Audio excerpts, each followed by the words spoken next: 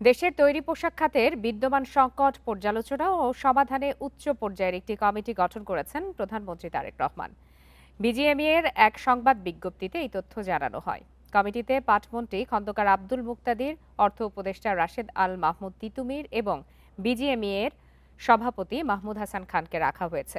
বিজ্ঞপ্তিতে জানানো হয়, বিজিএমইএ এর সভাপতি মাহমুদ হাসান খানের নেতৃত্বে সংগঠনটির পরিচালনা পর্ষদের একটি প্রতিনিধি দল সচিবালয়ে তারেক রহমানের সঙ্গে সাক্ষাৎ করে। এ সময় পোশাক শিল্পের বর্তমান চ্যালেঞ্জ, ভবিষ্যৎ সম্ভাবনা এবং রপ্তানি রেইনবো অ্যাক্রোপ্লাস্টে অ্যাক্রিলিক এমালশন থাকায় মুছে ফেলা যায় যে কোনো দাগ সহজেই। Rainbow Paints. লক্ষ্যমাত্রা অর্জন নিশ্চিতে নীতিগত সহায়তার বিষয়ে আলোচনা হয়। এছাড়া বৈঠকে ইইউ নীতি অনুযায়ী পোশাক খাতের শতভাগ বর্জ্য পুনর্ব্যবহার নিয়েও আলোচনা হয়। এ সময় বিজিএমইএ এর চলমান বিভিন্ন উদ্যোগ তুলে ধরেন সংগঠনটির নেতারা।